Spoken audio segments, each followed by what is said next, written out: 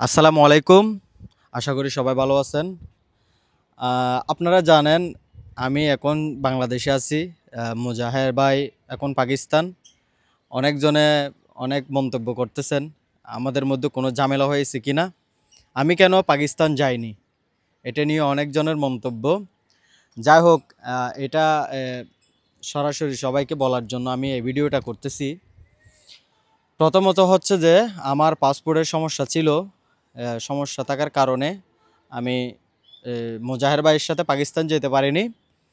আর দ্বিতীয়ত হচ্ছে যে আমার পায়ে একটু ব্যথা পেয়েছিলাম। বাইকে একটু স্লিপ করার কারণে আমার পায়ে একটু ব্যথা পাইছি, এই কারণে আমি আগ্রহ করিনি। এবং মুজাহের ভাই আমাকে বলছে সাথে যাওয়ার জন্য, অনেক আগ্রহ করছে। আর আমাদের যাওয়ার কথা ছিল, পাকিস্তান যাওয়ার কথা ছিল 1 তারিখ। কিন্তু আমি পাসপোর্ট আমার শারীরিক সব কিছু মিলে আমি যেতে পারিনি মুজাহের ভাইয়ের সাথে। শেষ পর্যন্ত আমি মুজাহের ভাইকে বলছি আমার কোনো প্রবলেম নাই, আপনি চলে যান। আপনি গিয়ে ভিডিও বানাতে হবে সবার জন্য।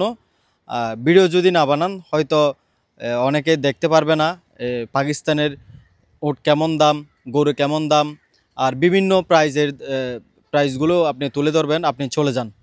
এটা কিন্তু দর্শকে চায় প্রতি বছর আপনি যেভাবে দেশের বাইরে থেকে আপডেটগুলো দেন, ওগুলো কিন্তু দিতে হবে। আর ওই হিসেব করে মুজাহের ভাইকে আমি বলছি চলে যেতে। মুজাহের ভাই চলে গেছে। আর আপনারা মনে করবেন না আমার আর মুজাহের ভাইয়ের সাথে কোনো দ্বন্দ্ব হয়েছে, কোনো মনমালিন্য হয়েছে, এ ধরনের কিছু না। আমরা এখনও আছি, ভালো সম্পর্ক, প্রতিদিন কথা হয়। মুজাহের ভাই ডেলি 2-3 বার করে আমাকে ফোন করে, বলে আমাকে কোন অবস্থা আছি, কেমন অবস্থা আছি, আমার শারীরিক খোঁজখবর নেয়। আমিও তার খোঁজখবর নিই। এখন সুস্থ আছে, মুজাহের ভাই সুস্থ আছে, আমিও সুস্থ আছি ইনশাল্লাহ। ঈদের পরে সবার সাথে আবার দেখা হবে, কথা হবে। আর নিত্য নতুন বাংলাদেশে যেভাবে ভিডিও আপনারা দেখতেন, কন্টেন্টগুলো দেখতেন, অবশ্যই ভিডিওগুলো দেখবেন। আর আমার জন্য দোয়া করবেন যেন একসাথে মুজাহের ভাইয়ের সাথে একসাথে থাকতে পারি। যারা আমাদের সাবস্ক্রাইব নিয়ে কাজ করছি, সব কিছু মিলে যেন একসাথে থাকতে পারি, ওই দোয়া আমাদের জন্য করবেন। আমাদের যেন কোনো দিন আলাদা হয়ে থাকতে না হয়। আর বিষয়টা হচ্ছে যে আজকে একটা বিষয় বলি, লাস্ট পর্যায়ে বলি।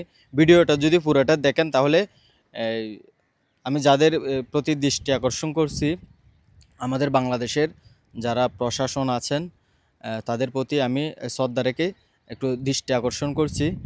যারা গ্রামগঞ্জে যাবেন, টাউন থেকে গাড়ি ভাড়া বেশি নেয়, তারপরে বিভিন্ন রাস্তাঘাটের প্রবলেমে পড়ে, আপনারা একটু ওই বিষয়টা দেখবেন। হয়তো আমাদের জনগণ আরও একটু আপনাদেরকে ভালোবাসবে। এখন তো আলহামদুলিল্লাহ আপনাদেরকে অনেক ভালোবাসে, বিশেষ করে সেনাবাহিনী, পুলিশ, র্যাব, আনসার বাহিনী, সকল বাহিনীর প্রতি শ্রদ্ধা রেখে এই দৃষ্টি আকর্ষণ করছি। ভালো থাকবেন, সুস্থ থাকবেন। অগ্রিম ঈদ মোবারক। আসসালামু আলাইকুম রহমতুল্লাহ।